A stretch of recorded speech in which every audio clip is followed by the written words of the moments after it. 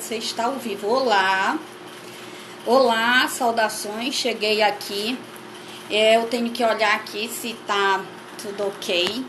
Vi que tem um enquadramento diferente da câmera do celular. Oi, Otávio, tudo bom? A Estela tá aí, né?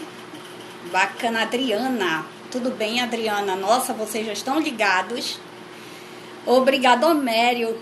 Nossa, gente, antes de tudo, bem nesse começo, eu tô me sentindo com uma responsabilidade imensa nessa live. Não pelo fato dela ser a primeira, né? Mas porque vários ex-alunos que a gente tem uma excelente referência deles estão aí para nos prestigiar. E o nosso objetivo aí é mostrar a mesma qualidade que a gente sempre teve lá na sala de aula, né? Nos bons tempos. Homério, um grande abraço para ti, viu? Obrigada por estar aí me fazendo ter boas recordações de uma época muito legal, com uma turma muito boa ali de filosofia. Obrigada, Otávio. Olá, oi, tudo bom, Adriana? Gente do céu, ainda não é para começar, né? Falta quantos minutos? Eu tenho que olhar. Você pode me dizer, Otávio, quantos minutos faltam? Tá bom. Tá, então assim, eu vou dar um tempinho que o meu diretor de cenário aqui, de cena, tá... Não, espere um pouquinho que é pro pessoal entrar. Cristilane... Oi, Cristilane, obrigada. Esse maravilhoso aí eu já conheço, viu? De outros carnavais. Ai, gente, olha, super feliz de estar encontrando vocês aqui nesse espaço. Eu não poderia estar em momento melhor. Vocês estão conseguindo me fazer relaxar. Até agora há pouco eu estava super ansiosa, mas sabe que saber que vocês estão aí dando esse oi e que a gente tem uma história, e isso tá me deixando super feliz. Obrigada. Gente, chegou o café aqui, ó. Vocês sabem que eu sou louca por café, né? Quantos e quantos cafés não rolaram, né? Todo mundo sabe que eu adoro. E eu quando me perguntaram qual a hora que eu poderia fazer a live, eu disse às 17 horas, porque aí eu já tomo um café com o pessoal. E eu tô encontrando gente, nossa, lá de trás, que, como o Homério, né? Que tomou vários cafés aí com a gente, hein, Homério? Paty, começou legal. Opa, Kaique, tá tudo bem, queridão? Eu quero, tá aqui, Adriana, ó, pra você, viu? Gente, mas eu não vou tomar agora, não. Primeiro, porque eu quero manter a maquiagem, né? Ó, deu um trabalhinho, eu me arrumei pra vocês. E também porque tá quentinho ainda. Vamos começar. Oi, Elcio, que prazer te ver também de outro momento que a gente se conhece, né? Tá encontrando vocês aqui. Tá sendo muito saudável, muito legal. Obrigada, Elcio, pelo elogio aí. Você é sempre gentil, sempre levantando a bola da gente. Rose, de logo, minha querida, obrigada. Rose Eulisso, Carla Rossana e Silvana, gente, imbatível. Amo vocês, viu? Eulisso lindo. Bom, já que chegou meu público amigo, eu quero primeiro dizer que eu vou fazer isso aqui com muito carinho para vocês, muita responsabilidade também, porque a gente tem que manter isto e vocês merecem isso. Então, a nossa live de hoje, ela tem como tema o conhecimento como estratégia para melhorar durante e após o isolamento. Antes de começar, eu gostaria de saudar mais uma vez a todos e todos, né? E quero também agradecer a Uniron, na pessoa do diretor Alexandre Porto, da professora Francleia, que coordena o curso de Psicologia, e da professora Lucimara, que coordena o curso de Administração, e da professora Renata, que coordena Sistemas, porque eu tenho uma admiração especial. Né? Quero dizer para vocês que a Uniron ela vem fomentando esse encontro virtual entre os professores e a comunidade acadêmica e a sociedade como um todo, num momento muito especial, porque é um momento do isolamento que é difícil para todos nós em aspectos diferentes, porque somos diferentes, mas que nos afeta de uma ou de outra maneira. Mas nós temos, só para abrir esse momento, todos nós seres humanos temos em comum uma situação que já foi colocada lá na Grécia por Aristóteles, que é o fato de sermos animais sociáveis. Aristóteles vai afirmar que nossa natureza é ser social. Imagine, então, como o isolamento não nos afeta.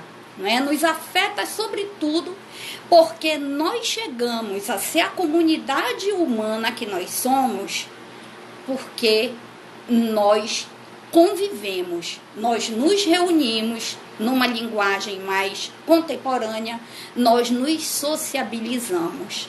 A sociabilidade, ela não é só um convívio a partir de afetos. Ela é a nossa primeira estratégia de segurança. Foi com a finalidade de nos defendermos dos outros animais e de outros bandos humanos que poderiam representar perigo para determinados grupos, que nós nos sociabilizamos. Criamos isso que nós vamos apresentar aqui como estratégia. Por isso, o objetivo, em face de todo esse momento e de toda essa história do significado de isolamento, impacto, na verdade, né? Que o que o isolamento traz é um impacto sobre o nosso modo de ser, o modo como nós nos constituímos humanos, o modo como nós exercemos a nossa sociabilidade e desenvolvemos nosso ser no mundo, né? Então, qual é o nosso objetivo? Só para a gente seguir um padrão metodológico e isto ficar claro, vocês poderem tecer perguntas, né? O nosso objetivo é apresentar o conhecimento como uma estratégia para superar desafios cotidianos. Nesse momento, o desafio que nós temos é como superar o isolamento numa sociedade habituada a estar em trânsito, a viajar muito, a interagir muito na noite, no dia. Nós temos uma vida muito mais fora de casa que dentro de casa. Como isso, não é? Como é que agora eu vou conviver, inclusive, com a minha família quando a gente só se via de noite, não é? No final do dia, ou às vezes nem no fim de semana a gente estava tendo tempo. Então, o objetivo é trazer essa estratégia para vocês. Mas a palavra estratégia, ela já vai nos remeter a um primeiro filósofo, né, Homério? Se Homério estiver por aí, me ajuda, hein, Homério? Alguma falha aí nesse mistério. O primeiro que trabalha a estratégia é Platão. Platão vai definir a estratégia como a arte das artes, a arte soberana, numa vez que a arte, ela tanto, a estratégia, melhor dizendo, ela tanto se aplica à arte da guerra quanto à arte do amor. Veja que o Platão, quando desenvolve esta teoria sobre a estratégia, embora Platão seja um idealista, não é? Ele está percebendo o homem em seu aspecto mundano, em seu aspecto social, não é isso? Então, a gente tem que compreender como é que eu vou, nesse momento em que eu estou sendo aislado, quando eu estou sendo retirado do convívio social por uma força maior, que é uma força que visa a garantir a minha vida biológica, como é que eu vou desenvolver uma estratégia para voltar a conviver comigo mesmo ou com aqueles que estão muito próximos, que são juízes para os quais eu não tenho máscaras, para os quais eu não sou persona, mas eu sou sincera, não é? E porque, para quem não sabe, pessoa vem do grego personagem, máscara. E sincera significa o momento que o ator tirava a máscara, quando ele estava sozinho na coxia do teatro, ou quando ele estava no seu lugar de intimidade com os seus pares. Eis aí a diferença entre persona e sincera. E esse momento do isolamento, ele nos convoca a sermos sinceros, ou seja, tirar a máscara, tirar a cera e olhar para dentro e também estar nu, digamos assim, diante daqueles que nos são muito próximos.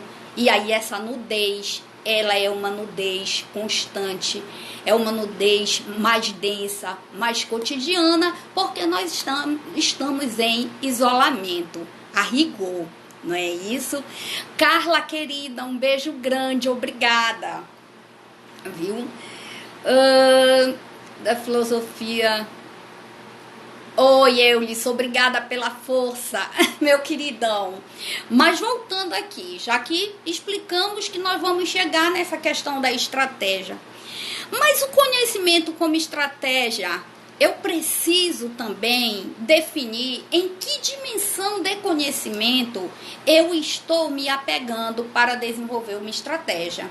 Porque conhecimento, existem várias vertentes, inclusive aqui...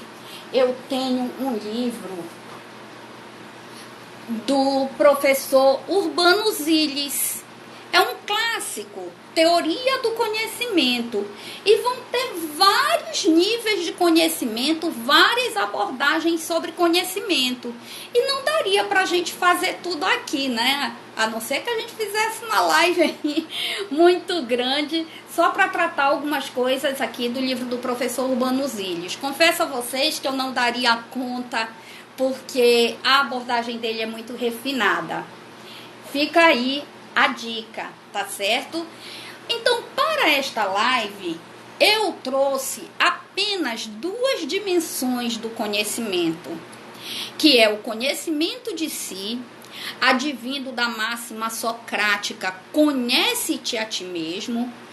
E neste pensamento, nesta busca pelo autoconhecimento, o homem deve se investigar para, através do autoconhecimento, se libertar do mundo, né? Vamos aqui lembrar que a vida socrático-platônica era uma vida voltada para a contemplação das ideias.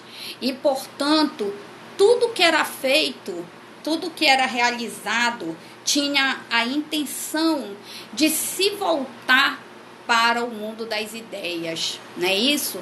Então, o conhecimento de si era um exercício constante para que nós pudéssemos conhecer, contemplar, reconhecer, melhor dizendo, as ideias, contemplá-las e voltar a habitar lá naquele mundo, ou seja, se libertar do mundo. Essa é a primeira dimensão que trago para vocês do conhecimento. Já a segunda dimensão é a dimensão pragmática, que eu vou extrair desta obra do filósofo Immanuel Kant, Antropologia de um ponto de vista pragmático, tá? Então, essa segunda linha de pensamento, que onde Kant vai definir que o conhecimento pragmático, a antropologia pragmática, melhor dizendo, ela não se pergunta o que é o homem, mas ela pergunta o que o homem faz de si enquanto um ser natural, enquanto o ser que está no mundo, não é? Essa perspectiva vai fazer com que o conhecimento em Kant, esse conhecimento pragmático, seja um conhecimento cosmológico, seja um conhecimento do homem na totalidade do mundo, na natureza, na sociedade, na sua vida íntima, nos seus estudos. Tudo isso envolve o conhecimento do homem a partir de um ponto de vista pragmático, não é? E essa antropologia do Kant, ela é submetida à sua ética.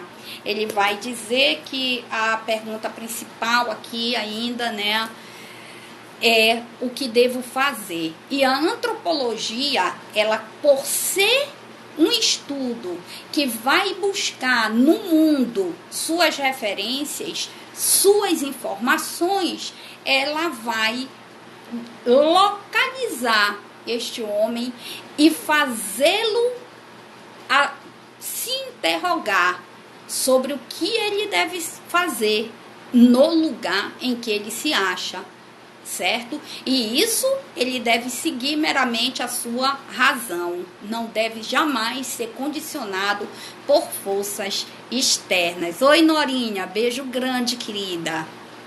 Tá bom?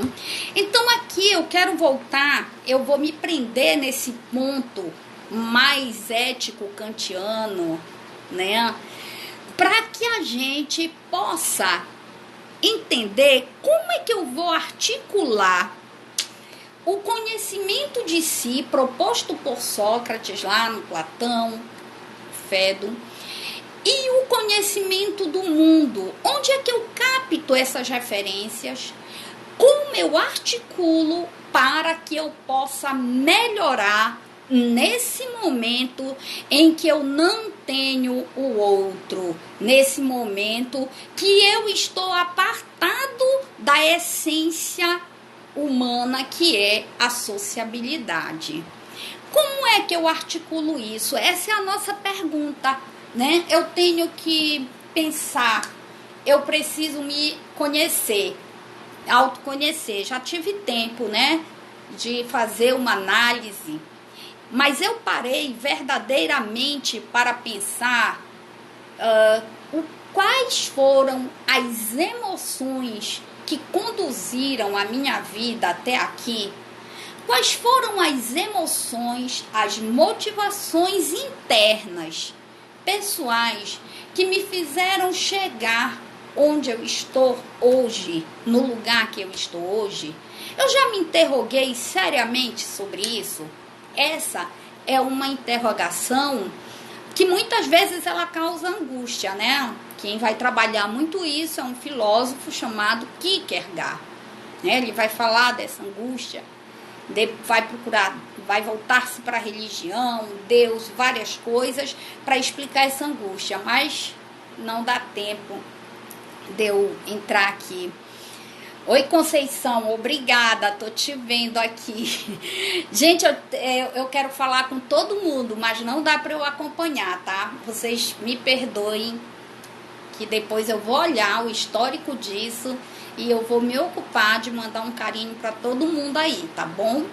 Então, voltando aqui, então essa interrogação íntima sobre o que me traz aqui, quais foram as emoções que fizeram com que eu construísse a família que eu tenho, me lançasse na minha trabalhabilidade, me lançasse para as amizades, o que foi que me fez chegar até aqui? Uma vez feita essa análise, isso não é feito só para eu sofrer, mas é porque uma vez eu tendo esse conhecimento, eu vou relacionar isso com esse pragmatismo. Estou aqui com a minha cola, por isso que de vez em quando eu olho. Então, essa volta para o pragmatismo, ela tem também um telos, uma finalidade. E que finalidade é essa? Ora, se o pragmatismo busca saber o que o homem faz de si enquanto um ser natural e o que ele vai fazer no mundo no momento que ele toma posse de sua razão, a primeira coisa que ele precisa é ter um controle sobre si. Como é que eu tenho controle sobre mim? Quando eu controlo minhas emoções. Quando eu aprendi, através de uma grande tese kantiana, que ele vai dizer, a razão ela não vem para eliminar as paixões. Ela tem que controlá-las, né? Ou seja, é muito, quando se estuda os afetos aqui no pragmatismo, Kant torna isso muito claro. Nós sempre vamos estar à mercê das paixões. Nós sempre vamos ser capazes de dar um salto, de fazer alguma coisa movido por um instinto, porque nós somos isso também, nós somos natureza também. Agora eu tenho que ter a ciência, não é nem a consciência lá em Kant, é a ciência de que se eu sou racional para que a minha razão comande as minhas ações, as minhas paixões, os meus afetos e os meus desejos. Ou seja, quem está no controle é quem mais pensa. Agora, para eu ter esse controle, eu preciso fazer essa ponte lá pelo autoconhecimento. Eu preciso voltar ali no Sócrates, no conhecer a mim mesmo. Não é isso? Oi, João. Tudo bom, João Paulo? Um abraço. Olha, gente, mais uma vez eu vou fazer aqui um parêntese para dizer, vocês estão me deixando com uma sensação de responsabilidade muito grande nessa tarde, porque vê-los aqui, vocês estarem aqui às 17 horas me ouvindo, a gente que praticamente, mesmo quando não estávamos isolados, a gente só tem notícia um do outro pelas redes sociais, porque o mundo do trabalho nos chama muito, nos consome muito. Eu quero dizer para vocês que isso me deixa extremamente emocionada e grata. Ouviu, João? Você, Homério, vê o povo desse tempo aí, tá? Carol, que cedo me mandou mensagem. Isso tá me deixando mexida, viu? E eu conto com as intervenções de vocês daqui a pouco, tá certo? Denise, querida, lá de Belém, um beijo grande. Então, gente, deixa eu voltar aqui, senão eu vou me emocionar de estar vendo tanta gente que eu amo aqui. Vamos lá, Tafarel, beijo. Mas vamos lá, eu quero voltar aqui ao ponto, esse ponto específico. Qual é a estratégia? Como é que eu vou articular o autoconhecimento com o conhecimento do mundo para que eu possa desenvolver uma estratégia de melhoramento e supere esse momento do isolamento e também volte para a vida social melhor, volte uma pessoa mais centrada nos valores que nesse momento são colocados em choque, não é? Que me impulsionam, não é? A pensar, que me levam a pensar. Ora, A primeira proposta que eu faço aqui, eu digo sempre que tá muito fácil. A gente hoje tá filósofo, tá bem fácil. Por quê? Porque o isolamento, ele querendo ou não, ele tem que te fazer pensar.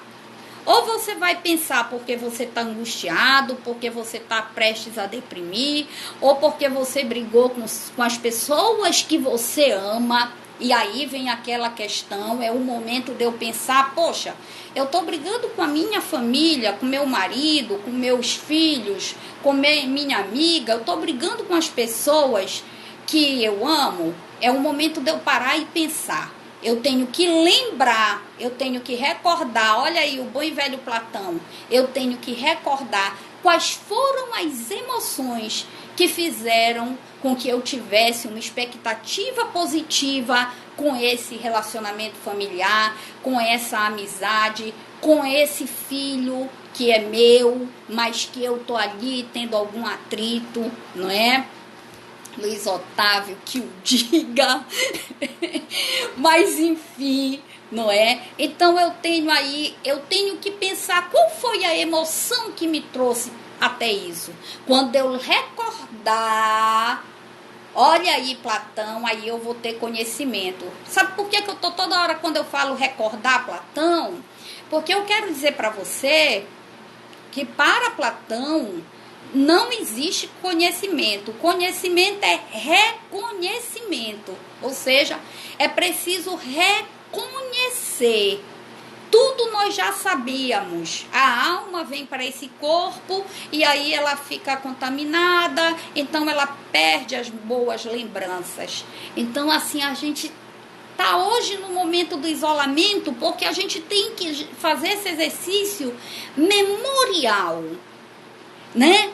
É o momento que não está mais dando para eu fazer a foto no restaurante. Quer dizer, a gente saiu do registro e voltou para a memória. Essa é uma coisa bem interessante de se ver nesse momento, né? Porque eu estava ali no restaurante, eu estava fazendo a selfie, eu estava numa reunião, num bar, eu estava numa aula e eu estava fazendo a selfie, eu estava registrando todos os acontecimentos da minha vida. E a vida privada, ela não permite muito isso, ela não tem, né? Parece que não tem motivação, aparentemente. E aí é esse que é o momento de você retomar a memória platônica, o reconhecimento. Não, mas eu cheguei aqui nessa conjuntura por algum motivo, alguma emoção. Que emoção foi essa? Essa é a pergunta. Então eu coloco aqui para você isso, que você já está nesse momento de fazer isso, não é? Você já está no momento de fazer essa autorreflexão, porque o próprio isolamento está te favorecendo isso. Mas e aí a dimensão pragmática, a dimensão kantiana? Que essa eu quero colocar aqui para vocês, que ela está pautada no mundo. Ora, Kant vai dizer que eu vou conhecer o mundo, que eu vou estar desenvolvendo uma antropologia pragmática, investigando o mundo. E ele diz que você tem que fazer isso conversando com as pessoas, lendo livros, indo ao teatro e também, olha que coisa interessante, não abandonando os pobres, indo nos asilos, nos hospitais, nas periferias. Kant vai dizer que quando você entra no mundo, você conhece o mundo e aí você tem condições de fazer um parâmetro entre aquilo que você acha que você é e o que você está aprendendo com essa geografia física que ele vai depois ali pontuar de uma outra maneira. Então, articular isso é a primeira estratégia, mas eu não vejo isso com dificuldade. Primeiro porque eu acredito, com poucas exceções nessa live, a maioria é estudante, é professor ou está ligado a alguma área do conhecimento, não é? Veja, a tua própria área de conhecimento, ela já pode te ensinar alguma coisa do mundo que serve para você refletir esse momento, não é? Uma das obras que eu tenho considerado muito importante, várias, né? Depois eu vou citar aqui a lista que eu separei para vocês. Mas uma das obras que tem sido que eu tenho lido, e que por mais que eu leia, cada vez mais parece que eu não estou no século XX, parece que eu estou lá no século XVIII. É a Era das Revoluções do Hobsbawm, né? Clássico, historiador clássico. Ele tem um capítulo aqui muito interessante, intitulado, o 11º capítulo do livro, Os Trabalhadores Pobres.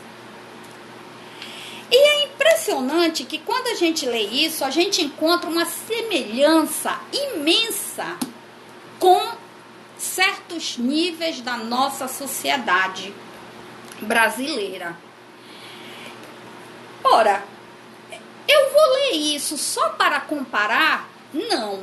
Eu vou ler isso para saber como a França e a Inglaterra, que são objetos de estudo desse livro, objetos pontuais de estudo desse livro, como é que esse trabalhador anglo-saxônico, como é que ele e o franco, aliás, é franco-saxônico, né? Franco-anglo, né? Que é o francês e o inglês. Como que esse trabalhador da época da Revolução Industrial, Revolução Francesa, como foi que eles superaram esse processo de desigualdade e se afirmaram no mundo e foram reconhecidos no mundo como peça motriz da produção da riqueza humana? Não é? Eu tenho que ler isso e fazer essa análise. Por quê? Porque ou eu sou trabalhador, ou eu estou estudando para me tornar um trabalhador, ou eu sou as duas coisas, eu estudo e trabalho. Eu estou falando, eu sei, para um público que tem essa especificidade. Mas esse meu público, ele interage com outras camadas, assim como eu. E o nosso trabalho, ou melhor, parte do nosso trabalho, é levar essa reflexão para essas outras camadas. É retirar, aquilo que eu chamo, é retirar etiquetas, né? Então, no momento que a gente lê um Hobsbawm e se questiona sobre como é que o trabalhador francês e o trabalhador inglês se firmaram no mundo e foram reconhecidos, não é? Como é que ele faz isso? Ele faz isso conhecendo, lendo. Ora, o mundo, ele sempre teve esses momentos de crise. Muitas vezes eu encontro, e eu tô vendo muita coisa assim no YouTube, e aí todo mundo fala assim pra mim, olha, tá todo mundo louco, tá todo mundo com medo de morrer, tá todo mundo isso, todo mundo aquilo. Eu digo, não é ainda momento de desesperar, né? Eu acho que o Otávio tá me dizendo que tá no tempo, não sei se tem tempo para parar, mas eu vou conduzir aqui para fechar esse ciclo com vocês. Então, o mundo sempre viveu esses momentos de pandemia. A Europa, né, em 1348, você tem ali uma obra que retrata muito bem isso, que é o Decâmero. O Camus escreve A Peste, tendo como pano de fundo lá a gripe espanhola também. Você vai ter várias situações em que o mundo atravessou por isso. E o mundo não acabou. Sobreviveu mais forte. Por exemplo, na arquitetura, se não fosse o advento da gripe espanhola, nós não teríamos, talvez, né? Não teria aparecido um arquiteto engenheiro que tivesse desenvolvido o banheiro doméstico no modelo que a gente usa. Que isso é uma coisa que apareceu em 1929. A rigor, até 1929, as casas não tinham banheiro como a gente tem hoje, como a gente conhece hoje, né? Quer dizer, não são todos. A gente sabe que existe uma camada social que não tem nenhuma torneira em casa, mas não tem por força de ações políticas negativas, né? Não tem por conta dessas forças aí.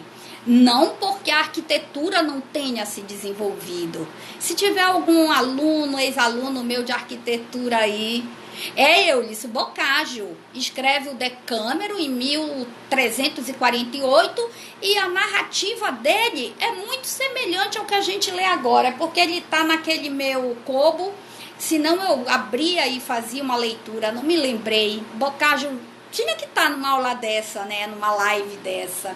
Cara, é um gênio. Recomendo que vocês leiam ele, leiam o Camus, tá certo? E outros que eu já vou passar aqui uma série de obras que vocês podem melhorar. Então, veja bem, quando eu estou buscando conhecimento, eu tenho condição, nesse momento, de refletir sobre o momento que nós estamos atravessando e pensar assim: nossa, o mundo já viveu isso com condições que a gente não tinha como prever, a gente não tinha como ver. Veja bem, a febre espanhola, que aconteceu em 1918, é só um exemplo. Outro dia mandei até um texto para as meninas sobre isso. Ela aconteceu em 1918. Você sabe como estava o mundo em 1918? O mundo estava saindo da Primeira Grande Guerra.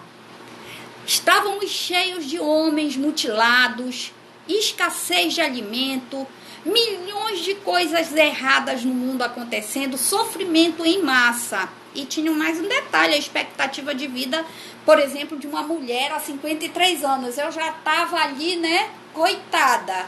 Eu não ia precisar nem esperar, gente, o novo ministro da Saúde. Calma, vamos voltar para o foco. Então, o que acontece? A média de vida, a expectativa de vida de uma mulher é 53 anos. E veja, se superou a gripe espanhola com toda essa diversidade.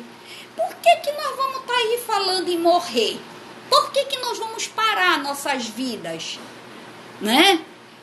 Nada disso. Nós temos que seguir e pensar. Agora, pensar, eu preciso fazer esta relação, essa intercomunicação, essa interdisciplinaridade entre o autoconhecimento e o conhecimento do mundo.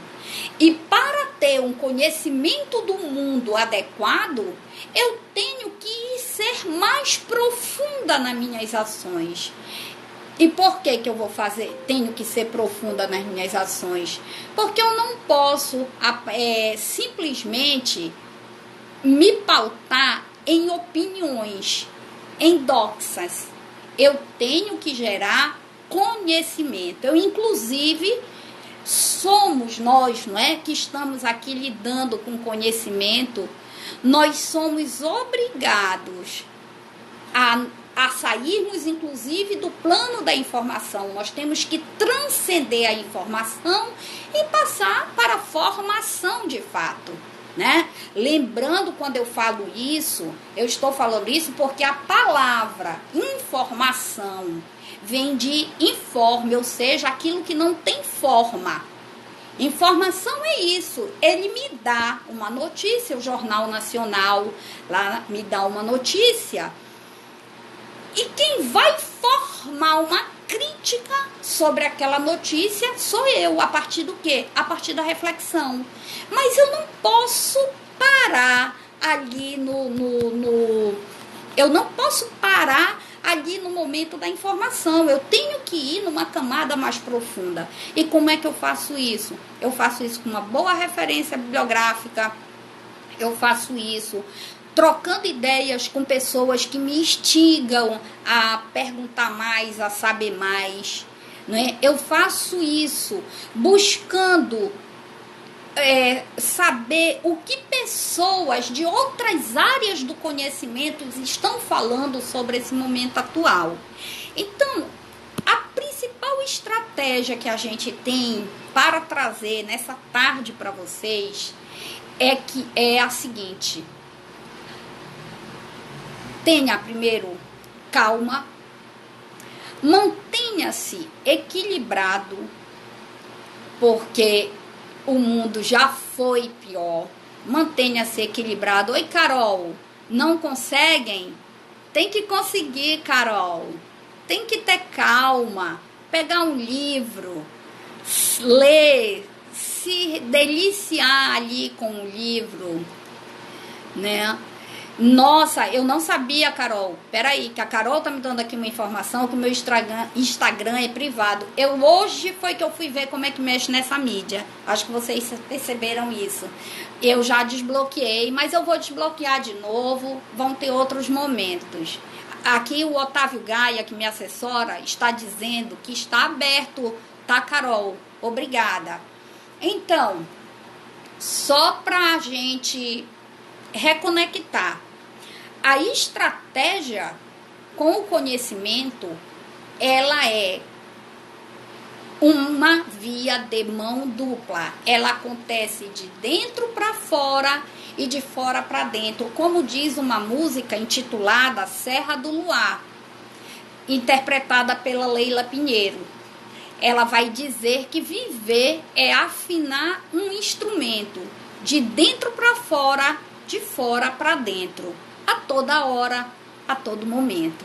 E esse é o momento de afinarmos-nos como instrumento, de nos afinarmos relembrando quais foram as emoções que nos trouxeram até aqui, reforçar o conteúdo positivo dessas emoções com o conhecimento, não é? Além disso, procurar o conhecimento do mundo, mas não só do mundo cotidiano, trivial. Se pautar numa boa bibliografia, numa boa literatura, ler e fazer a interdisciplinaridade entre aquilo que você conhece de si e aquilo que o mundo está te oferecendo. Essa é a mágica. Com certeza você vai viver melhor. Cleo, obrigada, querida. Um beijo grande. Muito feliz de te ver por aqui. Quando voltarmos, olha aqui, café. Tem café, viu?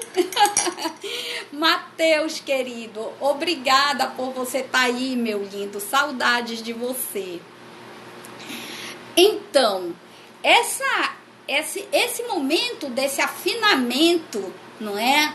De me ver como um instrumento, de melhorar, não é? Veja, quando a gente afina um instrumento, a gente afina para melhorar. Esse momento, ele é um momento extremamente especial para o ser humano, mas que não é uma novidade, né? Eu gosto de, quando eu estou fazendo isso, eu vou pedir licença para vocês, mas é que eu tenho que ler o meu queridinho, não é?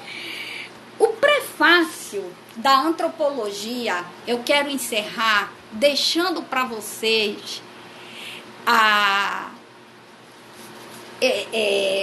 eu quero deixar para vocês essa marca do pensamento kantiano, que é uma marca extremamente atual. E tem tudo a ver com o que eu estou falando aqui. Então eu vou ler para vocês o prefácio escrito pelo Kant da antropologia de um ponto de vista pragmática. Aspas. Todos os progressos na civilização pelos quais o homem se educa têm como fim que os conhecimentos e habilidades adquiridos sirvam para o uso do mundo. Mas no mundo, o objeto mais importante ao qual o homem pode aplicá-los é o ser humano, porque ele é seu próprio fim último. É assim que Kant vê o ser humano, como um começo, como um fim em si mesmo. E todo o nosso esforço é para quê? É para que as humanidades vivam melhor. É para que as humanidades realmente tenham um exercício divino na Terra. A propósito, né, Almério? O reino dos fins. Esse reino, né, é a própria Terra. Nós já vivemos no paraíso. É somente aqui. Oi, Elienay, linda minha prima. Quero agradecer o carinho da minha família lá em Belém. Mandar um beijo grande para minha tia Dalgisa, né? Minha prima Elienay, meu primo Danilo, Jéssica, todo mundo que tá aí. Gente, obrigada pelo carinho, tá? Então, mãe de afros e cacheados, ai, queridas, vocês sempre me fazendo feliz também. Um beijo especial. Então, gente, é isso a mensagem que eu tenho para deixar para vocês. Eu espero, eu tenho certeza que tem muito para se falar, porque nesses minutos que a gente está aqui, deu 15 minutos, não é? Nesse tempo que está aqui, não dá para a gente, não dá para a gente dar conta de tudo o que pede esse tema, mas eu espero ter cumprido minimamente a missão de mostrar para vocês que o conhecimento é o caminho que vai nos conduzir para o melhoramento. Não adianta você pirar, não adianta você reclamar, não adianta você comer muito, né? Você tem que, na verdade, pensar sobre si, pensar sobre o mundo e articular tudo que você já sabe e colocar em prática uma vivência melhor, fazendo um exercício platônico, que é lembrando quais foram as emoções positivas que te trouxeram para o momento que você está. Eu quero deixar aqui o meu carinho. Gente, eu estou deveras emocionada porque eu estava com muito medo de fazer essa live. Mas vocês me encorajaram. Saber que vocês avaliam o meu discurso da maneira positiva que vocês avaliam, pode contar, meu amigo, não tem coronavírus que me derrube. Eu sou da era neocídio, mas eu tô, ó, e nós vamos voltar. Nós vamos fazer live enquanto nós precisarmos ficar em casa, viu, Mari? Nós vamos fazer live enquanto precisarmos ficar em casa, mas nós vamos voltar para a sociabilidade, porque social é o nosso mundo. Sim, João, um pouquinho da saudade. A gente precisa ter mais debates, não é? Gente, assim, quando esse negócio voltar, eu vou dar aula em tudo que é lugar, eu vou para tudo que é lugar. Mas enquanto não volta, nós vamos ficando por aqui. Todo mundo tá aí com o meu Instagram, todo mundo tem o meu Face, muitos têm o meu WhatsApp. Se vocês quiserem alguma discussão, falem comigo que eu tô aberta. Gente, eu quero mandar um beijo especial para uma família que eu amo, que é a Nadiuska Troieski e o Eduardo Ramos. A Nadiuska é a secretária de negócios do Panamá, no Brasil. Tem o Alejandro e a Valentina, uma família linda. Meu beijo e meu carinho imenso para você, viu, Nadiuska? Saudades. Espero que volte para o Brasil e nossos projetos caminhem. Beijo grande. Um beijo grande para Carla. Um beijo, eu também te amo, lindinha. Tô com muita saudade de vocês. Beijo para Carla, para Cleo, para Rose, minha linda. Rose querida, que me apoia e me estimula muito. Quero lembrar aqui com carinho do Abílio e da Lia, que têm sido muito parceiros, sempre foram. Para eles o meu carinho. minha família em Belém, que está aqui representada pela minha prima Elienay, a quem eu tenho um carinho, um respeito muito grande. E estou todos os dias orando por titia com muito carinho. Meus alunos atuais e todos os meus ex-alunos, como diz o Eulisso, tá bom? Gente, eu vou ter que... Eu tô aqui olhando, né? Cuscuz. Poxa, já estão me pedindo aqui uma live com cuscuz. É uma, viu, Kaique? Eu tô afim. Live com cuscuz, dá uma liga. Gente, é o seguinte. Eu quero... Eu sei que tem que desligar, né? Mas eu não tava afim, não. Eu confesso que esse negócio de... né? Esse negócio de encontrar vocês aqui.